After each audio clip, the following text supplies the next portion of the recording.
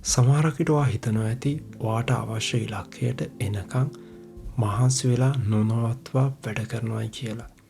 ඒ අවසාන ඉලක්කයට ඇවිල්ලා සතුට වෙනවයි කියලා. ගොඩක් හොඳයි. නමුත් අවසාන ඉලක්කයට ඇවිල්ලා ඔයාට සමරන්න පුළුවන් වෙයි කියලා ඔයාට විශ්වාසද? එහෙම නැත්නම් අවසාන ඉලක්කය ඔයා හිතන ආකාරයට ඔයාට අත්පත් කරගන්න පුළුවන් වෙයිද? හැමදේම අවිනිශ්චිත මේ ලෝකේ ඔයාගේ ඉලක්කය නිශ්චිතද? කොහොම හරි සමහර අවස්ථාවල ඔයාට නවතින්න වෙනවා. ඔයා ආපු මඟ හරිද කියලා බලන්න. සමහර වෙලාවට කඩා වැටීම් වෙන්න පුළුවන්. ඒ වගේම පසුතැවීම්, බලාපොරොත්තු බිඳ වැටීම්. ඒත් එක්කම සතුට පිරුණු මොහොතවලද මුණ ගැහෙන්න පුළුවන්. මේ හැම දෙයකටම මුණ දෙන්න පුළුවන් හිතක් නිර්මාණය කර ගැනීම අනිවාර්යයි. මග දෙපසින්න මිනිස්සුන්ගේ ഘോഷාවට අකම්පනය වන සිතක් අත්‍යවශ්‍යයි.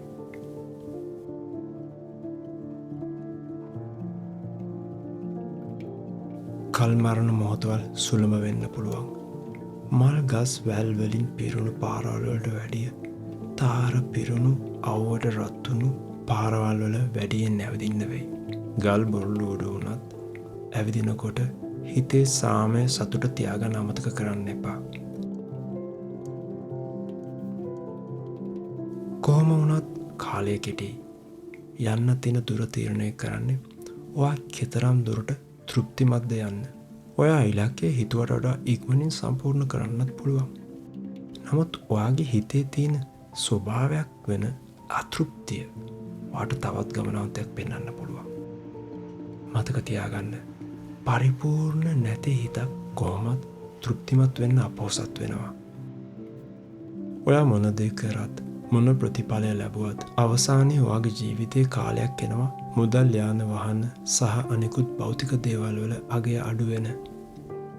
ඒ දේවල් වලින් ඔයාට කරන්න පුළුවන් වැඩ ප්‍රමාණය සීමිත වෙනවා. ශරීරය වියපත් වීම නිසා හැකියාවන් සීමිත වෙනවා. ඒ මොහොත වෙනකොට ඔයා කරන්න තිබිය යුත්තේ එය නොවෙන්න පුළුවන්. ඔයා කළ යුත්තේ මොකද්ද කියලා හිතන්නවත් පරක්කු වැඩි වෙන්න පුළුවන්. ඉතින් ගමනාන්තයට ඇවිල්ලා සතුට සමරනවට වඩා ගමන් මාර්ගය තුලම සාමය සහ සතුට තියාගන්න. ඒ දේ ඔයාට උදව් වෙයි හරි පාර හොයාගන්න.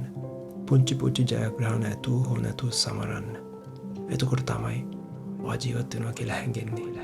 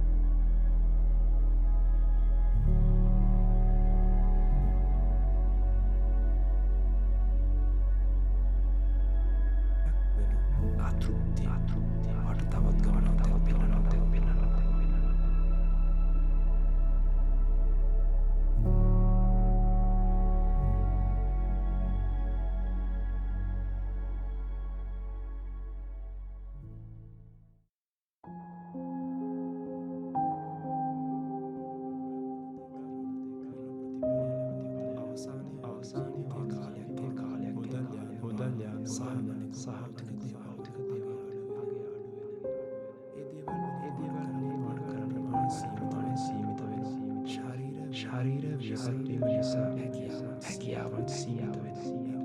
ඒ මොහොත වෙනකොට ඔයා කරන්න තිබිය යුත්තේ එය නොවෙන්න පුළුවන්. ඔයා කළ යුත්තේ මොකද්ද කියලා හිතන්නවත් පරක්කු වැඩි වෙන්න පුළුවන්. ඉතින් ගමනාන්තයට ඇවිල්ලා සතුට සමරනවට වඩා ගමන්